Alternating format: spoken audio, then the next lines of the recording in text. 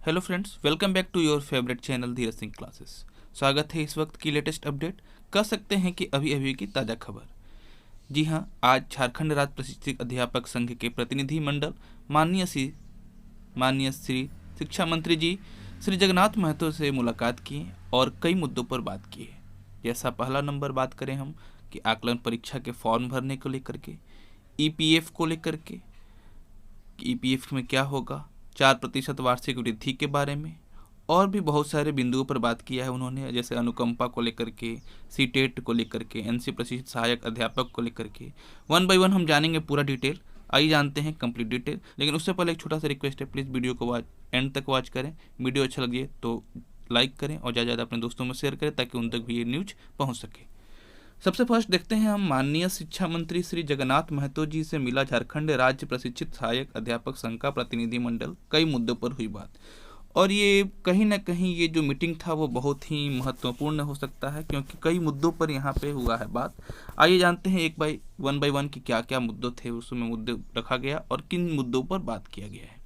झारखंड राज्य प्रशिक्षित सहायक अध्यापक संघ के प्रदेश अध्यक्ष श्री मोहम्मद सिद्दीकी शेख, राज्य प्रधान सचिव सुमन कुमार ने आज शिक्षा मंत्री श्री जगन्नाथ महतो जी के आवास पर उनसे मुलाकात कर सहायक अध्यापकों के विभिन्न समस्याओं को रखा।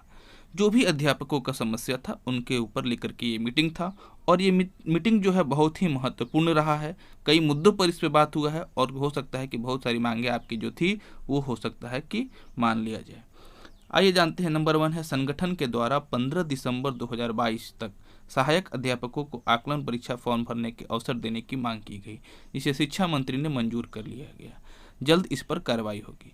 जैसा कि आपको पता था कि 7 अक्टूबर जो रखा गया था वो अंतिम तिथि था। 7 अक्टूबर 2022 को आपका अध्यापक आकलन परीक्षा का फॉर्म भरना था, लेकिन आपको पता है कि बहुत सारे जो सर्टिफिकेट्स वेरिफिकेशन थे वो अब तक आपका नहीं हो पा रहा था और जब तक सर्टिफिकेट वेरिफिकेशन आप नहीं करते हैं तब तक आकलन फॉर्म का परीक्षा फॉर्म जो है वो आप नहीं भर पा रहे थे। इसीलिए डेट बढ़ाना भी जरूरी था। तो लीजिए, अब ये 15 दिसंबर 2022 कर दिया गया। एक आपके लिए अच्छा गुड न्यूज है।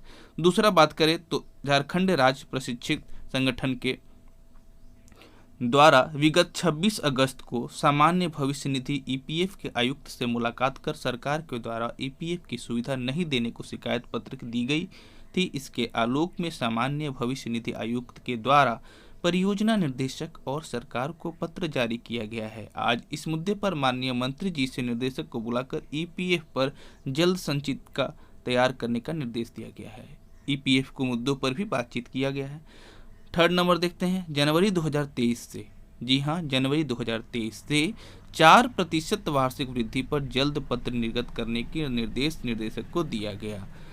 बहुत अच्छी खबर होगी अगर ये 4% वार्षिक वृद्धि हो जाती है आपके लिए जनवरी 2023 से। नेक्स्ट बात करते हैं, संगठन के द्वारा नियमावली लागू होने के बाद अब तक तकरीबन 60 सहायक अध्यापकों की मृत्यु की जानकारी दी गई। अब तक किसी भी परिवार को अनुकंपा का लाभ नहीं मिलने की बात भी संगठन के द्वारा मंत्री जी को कही गई। मंत्री जी ने अनुकंपा की शर्तों का शिथिल कर टेट की जगह सिर्फ प्रशिक्षित को अनुकंपा का लाभ देते हेतु नियमावली में संशोधन की बात कही है। नेक्स्ट जानते हैं, ये अनुकंपा से रिलेटेड भी जरूरी था, इस पर भी मुद्दे पर बात हुआ है। नेक्स्ट, एनसी प्रशिक्षित सहायक अध्यापकों को भी आकलन परीक्षा में शामिल करने एवं उसके बकाया मानदेय का भुगतान एरियर के साथ करने की मांग की गई। माननीय मंत्री जी ने जल्द इस पर अधिकारियों और संगठन को साथ बैठाने की बात कही है। बहुत सारे महत्वपूर्ण बिंदुओं पर बात हुआ है। इनमें से एनसी प्रशिक्षित सहायकों अध्यापकों का भी आकलन परीक्षा में शामिल करने के लिए बात किया गया। अगला बात करें, सीटेट के मुद्दों पर भी संगठन के द्वारा अपने पक्ष रखा गया। माननीय मंत्री जी के द्वारा इस पर कुछ स्पष्ट नहीं कहा गया।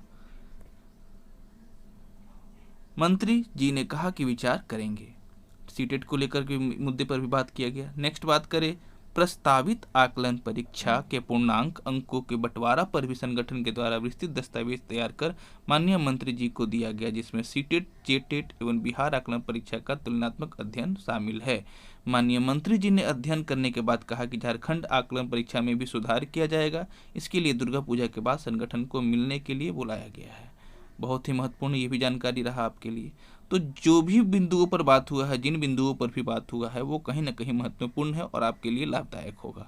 विगत दिनों टेट पास सहायक अध्यापकों के द्वारा बिना सूचना, 8 नंबर पॉइंट है, बिना सूचना के मंत्री जी के आवास घेरने को लेकर माननीय मंत्री जी खासे नाराज थे। उन्होंने कहा कि कल मैंने अन्य संगठन को भी इसके लिए आपत्ति दर्ज की, तो इस पे मंत्री जी का भी थोड़ा सा विरोध है, उन्हें भी दुख है, खेद प्रकट किया है उन्होंने कि विगत दिनों जो टेट पास सहायक अध्यापक थे वो बिना सूचना के मंत्री जी के आवास को घेरे हैं, जबकि मंत्री जी तैयार हैं कि बहुत सारे मुद्दों पर वो बात करेंगे और आगे आने वाले समय में मंत्री जी काफ़ी खास नाराज थे, क्योंकि हो सकता है कि आने वाले समय में ये जो अभी मीटिंग हुआ है इसका कुछ निर्णय लिया जाए और टेट पास सहायकों अध्यापकों के द्वारा जो बिना सूचना के किया गया आवास को घेरना ये सही नहीं था कहीं ना कहीं मेरे हिसाब से। आपका क्या निर्णय है, आपको क्या लगता है?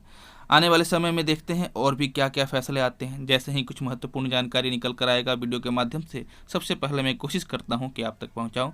इसके लिए प्लीज़ आपसे एक छोटा सा रिक्वेस्ट मैं करता हूं, हर बार की तरह इस बार भी वीडियो अच्छा लगा हो तो लाइक कर दें, जाते जाते एक दोस्तों में अपने शेयर कर दें।